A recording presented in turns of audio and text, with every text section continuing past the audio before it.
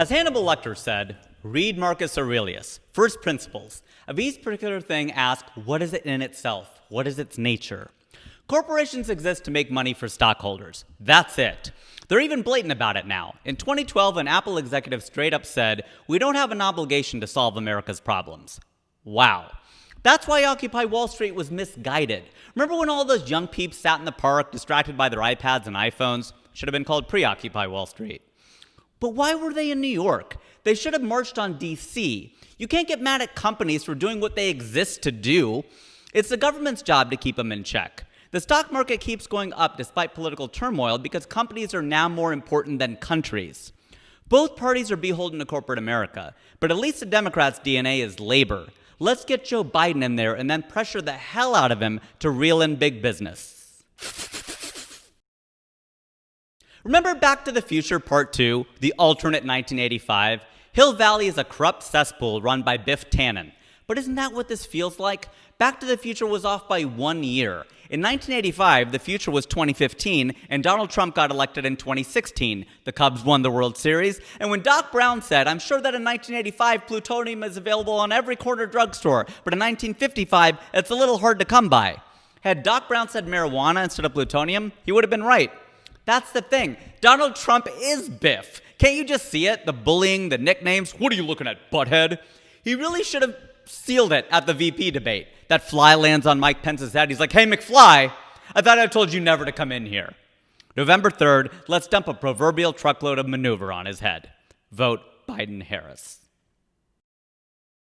What drives me insane about the way Joe Biden and Kamala Harris debate is that they don't connect the dots. Trump is still competitive when it comes to the economy. He says everything was great till the China virus. But the president allowed the virus to spread. He wrecked his own economy by not acting on information he clearly had. Trump told Bob Woodward in January that COVID was super serious. As they say, you had one job. Back in the 2016 primaries, Trump rightfully pointed out to Jeb Bush that his brother, George, did not keep us safe. 9/11 happened on his watch. Well, COVID was like you could see the planes coming from thousands of miles away, and you still did nothing. And you won't be able to solve the economy until you fix COVID, which Americans clearly trust Biden more to do. Let's get Biden in there and get this thing under control till we get a vaccine, hopefully soon. Keep socially distancing. It's like the reverse of hugs, not drugs. We need drugs, not hugs. We're finally seeing driverless cars. Here's an idea. How about a memberless Congress? Actually, driving is a great analog for politics. We're all going in the same direction. It's just the people in the left lane want to go too fast. The people in the right lane want to go too slow. You exit off the right lane, presumably because you get old and die and leave the highway. The carpool lane is on the far left because people are literally pooling their resources, working together, and helping each other. That's socialism. As far as cars themselves, well, just look at the gears. You put the car in D for drive, Democrat, you go forward. Put it in R for reverse, Republican, you go backward. Vote Biden Harris, and let's take this country forward. I am sorry for ever calling Trump Hitler. That wasn't right. He's the Antichrist. He's pure evil. Let's look at the 7 deadly sins. Alphabetically, not in the order of the movie. I don't want to ruin it for you if you haven't seen it yet. Gluttony. He's medically obese. Envy, he's clearly jealous of anyone who has more success than he does. Greed, his avarice knows no bounds. Pride, his ego is the stuff of legend. Sloth, I think it's fair to call you lazy if half of your calendar is executive time and the other half is golf. Wrath, have you seen his Twitter feed? And lust, Stormy Daniels, anyone? I actually really thought she was going to be the one to bring him down. I've seen some of her work and, well, let's just say she knows how to handle a dick. I hate to break it to his supporters, but if Trump has a Bible belt, it's down around his ankles. Vote Biden Harris. For progressives who aren't sold on Joe Biden, allow me an analogy. This is the fourth quarter in a football game. When Trump won in 2016, we were down by 7 points. Let's say the Republicans were winning 21-14. In the 2018 midterms, we took back the House of Representatives. Let's say that's worth a 6-point touchdown. Now we're down 21-20. Do you go for the 2-point conversion or the point after kick? Hey, this could have been an opportunity to think big and pick a far left candidate. That's the 2-point conversion. Go for the win. But a 2-point conversion is also harder. If you screw it up, you lose. Or you can go for the safe bet here. Biden is the equivalent of kicking the extra point to tie up the game. In 2024, we can try to run a truly progressive candidate, but what we can't afford to do right now is lose the game. Let's get Biden in there and take this game to overtime. Ronald Reagan famously said, "The 9 most terrifying words in the English language are, I'm from the government and I'm here to help." It's funny, and certainly too much government control, whether communism or fascism, is bad. But this relentless attack Republicans have been waging against government has also been insidious and destructive. You see, Republicans have a built-in advantage. All they have to do is try to make the government not work, and they're proven right. It's a self-fulfilling prophecy, decision-based principle-making. Whenever the Republicans get a hold of the government, it never quite seems to work, right? Of course, the GOP ain't so hot at governing. They hate the government. Why would they be good at it? That's actually a lot harder than the job the Democrats have. They're saddled with actually wanting the government to work. It's almost like we're all on the beach and Democrats are building a sandcastle and Republicans are trying to knock it over. It's much easier to destroy than it is to build. Let's actually build something together. Vote Biden Harris. The difference between the comedian and the heckler is one is trying to build something and one is trying to tear it down. The comedian does not need the heckler. The heckler does need the comedian. Ironically, for a real estate builder, Trump's a lot better at being a wrecking ball than a crane. Does DC need to be demolished? Yes, but only if what comes next is better. It's not enough to say you're going to replace Obamacare with something terrific. Try using that in your social life and see how that goes over. Let's go see a movie tonight. Nah, what do you want to do? Something terrific. Nobody makes plans like that. You know, they say everybody's a comedian. Nope, everybody's a heckler. YouTube commenters aren't comedians, they're hecklers. Without the video, there'd be no comments. Even if a heckler is offered the chance to take the stage, and I've seen it happen, they freeze under the glare of the lights. They've got nothing to say. Trump is more like the Joker in The Dark Knight. I'm a dog chasing cars. I wouldn't know what to do with one if I caught it. Let's give the mic back to the comedian. Vote Biden Harris. This is directed at Indians, but applies to any community in America. To Indians supporting Trump because he's good for Hindus, kindly allow me to say this. I'm not arguing whether Trump is good or bad for Hindus. I want to take the discussion higher. Hinduism has been around for thousands of years. Hinduism will be just fine. America, I'm not so sure. Hinduism is large and strong. That's not to say that Hindus don't face challenges. Of course we do. Our religion is important, but our country, which is only 244 years old, faces an existential threat and needs us right now for survival. Look, Democrats ain't perfect. However, once you support a party, you are now its constituents. And whatever the past and present positions of Biden and Harris, we can speak up and use our voices to influence them and the rest of the party to serve our interests, just like any constituency. The United States is our home, and without it, we cannot fight. Vote blue. At the 2011 White House Correspondents' Dinner, Barack Obama roasted Donald Trump hard. We all know about your credentials and breadth of experience. For example, no, seriously, just recently, in an episode of Celebrity Apprentice, at the steakhouse, the men's cooking team did not impress the judges from Omaha Steaks, and there was a lot of blame to go around. But you, Mr. Trump, recognized that the real problem was a lack of leadership. And so ultimately, you didn't blame Lil Jon or Meatloaf. You fired Gary Busey. And these are the kind of decisions that would keep me up at night. That backfired. 5 years later, Trump succeeds Obama in his job. I mean, was this the costliest joke in history? It provoked the monster, and Obama proved you could be too good at stand-up comedy. It's like he dunked from half court. Perhaps the upside about Trump's victory is that he'll forever be compared and will lose to Obama. One way to ensure that happens is if Trump is a one-term president. Vote for the man's VP, Joey Biden, so we can have the last laugh. Wealth inequality is a defining issue of our times. It is the Gordian knot. Unravel this and nearly every other problem becomes easier to solve. The top 1% in America own about 40% of the wealth. I'm a diehard capitalist, but come on, dude. During the 2016 campaign, when Trump talked about raising taxes on the rich, I considered voting for him. I did. Instead, he gave them a massive tax cut, which makes no sense. His argument is that all elites are corrupt. So why would you give them more money? Americans always hear work hard and get ahead. But in reality, social mobility here is really low. In a recent survey, we were number 27 out of 82 countries ranked, right below Lithuania. If they wanted society to be a meritocracy, they'd teach financial advice in school. We took a class called Home Economics. You know what we did? Sewed stuff. Joey Biden will raise taxes on people making over $400,000 a year. Vote Biden-Harris. We can't afford not to. Trump has lied well over 20,000 times. Arguably his biggest was saying Russian collusion was disproven. No, it was unproven. Look, the Mueller report had two parts. Part 1 was conspiracy and coordination. Part 2 was obstruction of justice. Attorney General and fat-ass-in-chief Bill Barr beat Democrats to the punch with his 4-page summary of Mueller's 400-page report. But what the Democrats never plainly stated was this: the reason Trump got away with conspiracy was because of obstruction. Part 2 caused Part 1.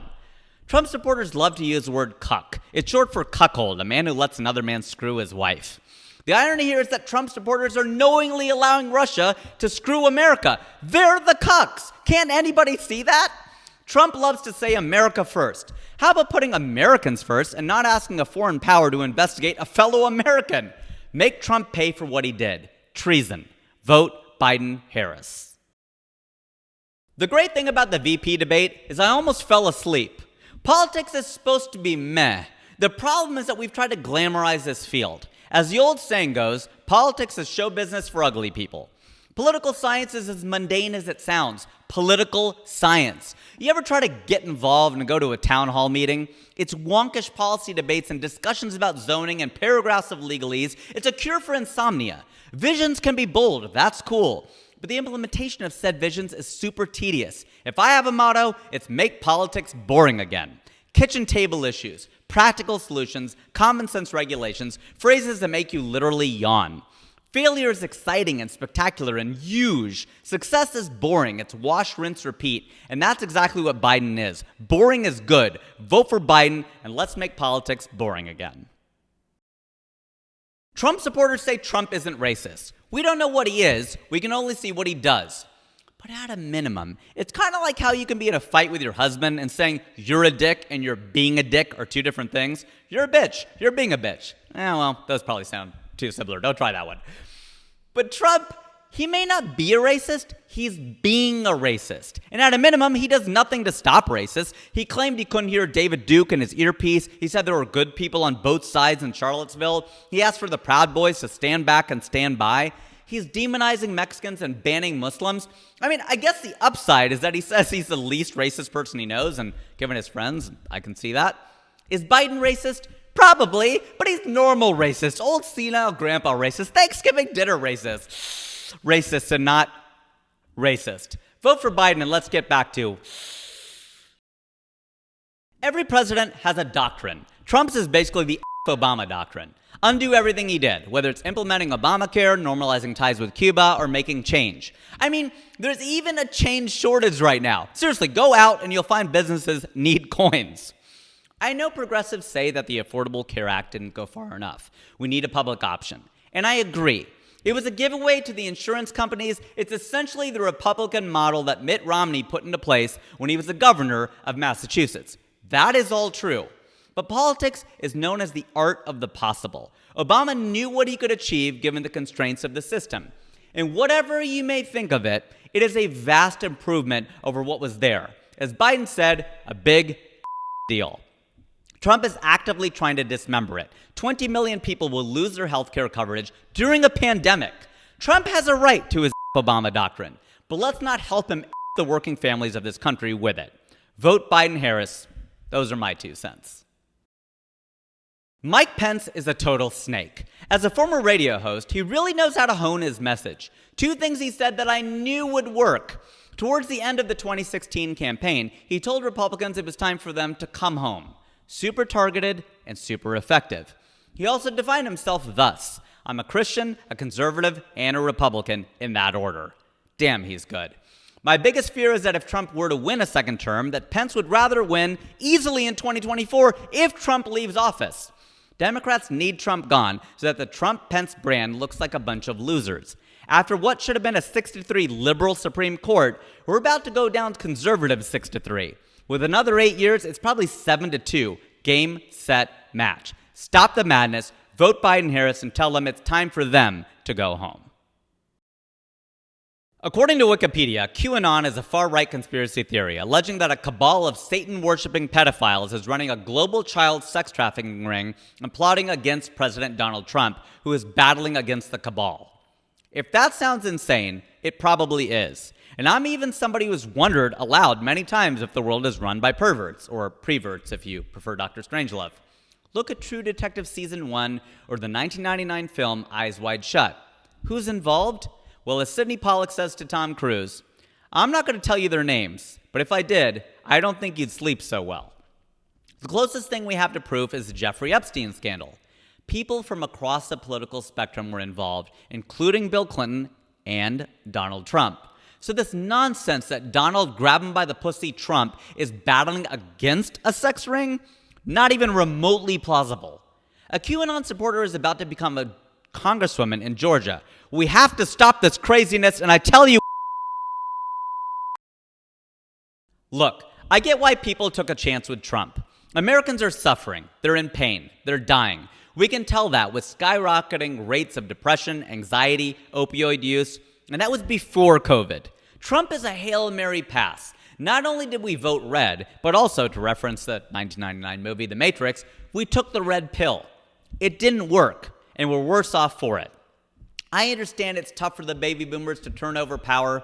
Trump is just barely a boomer, born in 1946. I call him the baby boomer death rattle. But it's time to let go, people, to a different generation. Joe Biden, a member of... Wait, he was born in 1942? So he's a member of the silent generation. Okay, I'll shut up. But still, at least he's not a boomer, okay? Vote for Joe Biden. Tornadoes. I grew up in Ohio, so I know a thing or two because I've seen a thing or two. We are farmers. Dot, dot, dot, dot, dot, dot. Two types of updates. A tornado watch meant conditions were right for a tornado. A tornado warning meant one had been spotted in our area and we should take cover immediately. Given the failings of both Republicans and Democrats, conditions were right for somebody like Trump. That said, those are just conditions. That doesn't mean a tornado had to happen. People ask if Trump is the problem or the symptom.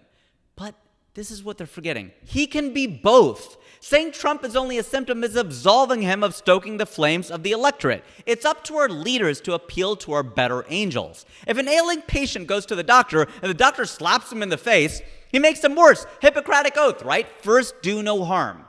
You may support Trump, but you cannot with a straight face say he's uniting us. Looking back, it's actually appropriate he made his presidential announcement after riding an escalator because all he does is escalate things. If you've had enough of the destruction and the escalation, vote for Joe Biden. They say that good theater is therapeutic for the performer and the audience. Bad theater is therapeutic only for the performer. Look, a good show feeds you. A bad one drains you. And after all of Trump's theatrics, aren't you drained? As the old joke goes, if you stand in front of a car, you can get tired. If you stand behind a car, you can get exhausted. And that's what it feels like. No matter what move Trump makes, I'm tired, I'm exhausted, I just can't do this anymore. We can't concentrate with Trump shouting all of the time. I worked in the media department of the world's largest advertiser, and I can tell you that the entire nation runs on advertising dollars. Trump's been great for ratings, and the only way he goes away is if he's canceled. Not woke left canceled, but TV canceled, like we're sick of this same soap opera. Joey Biden will turn down the dial, turn down the volume, and turn down the temperature. Vote for Joe Biden and turn down for what? I love the phrase, as American as apple pie. But if there's anything that's American, it's rooting for the underdog. That's what we are, a ragtag group. The Statue of Liberty inscription reads, "Give me your tired, your poor, your huddled masses yearning to breathe free. The wretched refuse of your teeming shore. Send these, the homeless, tempest-tossed to me. I lift my lamp beside the golden door." Doesn't Trump know that? Well, he doesn't read, and the Statue of Liberty is probably the only woman in New York he didn't hit on, so maybe he doesn't know that. But Americans always root for the underdog. It's okay to root for winners to win and winners to lose and for losers to win. But the one thing we don't do is root for losers to lose. Joey Biden grew up working class, stuttered, lost family members, and still persevered. Donald Trump inherited $400 million from his dad and blew it all. Trump's being un-American, anti-apple pie. Let's send Trump back to the Big Apple. Vote for Joe Biden. The United States of America is the most powerful country the world has ever seen. Our citizens should feel empowered. And yet everybody's a victim now. Black and female, you're a victim. White and male, you're a victim too. Muslim, oppressed. Christian, oppressed. How do we get like this? I'm not saying the left doesn't play identity politics. It absolutely does. I ain't saying that being white and male is automatically a ticket to success. But to claim you're a victim because you're black and female is rooted in historical and current reality. To claim you're a victim because you're white and male, no. And Trump feeds into this grievance culture. It's this race to the bottom, this never-ending contest of who's more victimized. Both sides need to snap out of that mentality, and that's why I like Joe Biden. He refuses to be a victim. He rejects the woke left and the religious right. He knows the play is up the middle. Vote for Joe Biden. I read Rick Wilson's book called Everything Trump Touches Dies, and that's the thing with this president. He doesn't only make the right worse, he makes the left worse. He's so extreme right that he brings out the extreme left. It's Newton's third law of motion, y'all. Every action has an equal and opposite reaction. But it isn't just politics. He makes everything worse. Comedy is worse. I can't take any more of Alec Baldwin's terrible Trump impressions that aren't anywhere close. Nowhere near how he sounds. It's awful and it's ruining SNL, if that's possible. My comedy is worse. Do you think I want to record 26 videos about something other than myself? But I feel like I have to do something. As Ernest Hemingway wrote, never mistake motion for action. It's great that we're a movement. Now let's act on it. Vote Biden Harris. To relax, sometimes I kick back and throw on a little American History X. After Ed Norton gets sodomized by his fellow white supremacists in the prison shower, he's lying there naked, and his old black teacher Sweeney shows up and says, "There was a moment when I used to blame everything and everyone for all the pain and suffering and vile things that happened to me, that I saw happen to my people. Used to blame everybody. Blamed white people, blamed society, blamed God. I didn't get no answers because I was asking the wrong questions. You have to ask the right questions. Like what? Has anything you've done made your life better? And that is the question I have for Trump supporters. Has anything Trump's done made your life better? Sure, he hates what you hate, but how has your daily life improved? Is Trump the captain of the ship or the quartet on the Titanic? This is what I can't figure out. Like, do you think he's trying to actually save you, or have y'all given up and you figure, you know what, I may as well enjoy some tunes on the way down? Seriously, I want to know. How does it hang? Well, you can see because he's naked. In my single days, there was almost nothing worse than a date where somebody kept talking about their ex. Dude, he's not here. I'm here. In that same vein, aren't you tired of talking about Trump? This is America, the land of me. Don't you want to get back to talking about you?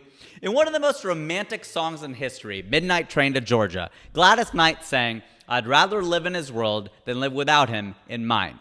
That was sweet. With Trump, not so much. And that's what I just can't stand almost more than anything, is he essentially forces us to live in his world. He makes everything about him. With Joe Biden as president, I look forward to returning to normal, to not making every single conversation about politics, to tuning out when the president speaks. Vote Joe Biden so I can tell you about this new podcast I have and this new show that I'm launching. And actually, you should subscribe to my Zika, SARS, swine flu. Any virus could have hurt the U.S. like COVID. But since we've had working administrations in the past, we got through those. Many of you know I was a big Mayor Pete guy. It's difficult to look at Joe Biden and not see the past. But that's where Kamala Harris comes in. She looks like the future. Biden's not the orator Obama was. If he were a comedian, he'd be Joe Gaffigan. Jim Carville famously said, "It's the economy, stupid." Well, not anymore. It's a social and cultural war. Look, I'm a Cincinnati Reds fan. I've been living in LA for 14 years and I root for the Dodgers, but never when they play the Reds. I could have tickets to the World Series and it's the last day of the regular season and the Reds are in last place, and if the Dodgers win, I could take my son to Dodger Stadium. It wouldn't matter. I can't pull against the Reds. But the reality is that loyalty is 40 years old. It wasn't that long ago when we were Americans first and then Democrats and Republicans second. Let's restore those days. Vote Joe Biden. Thank you.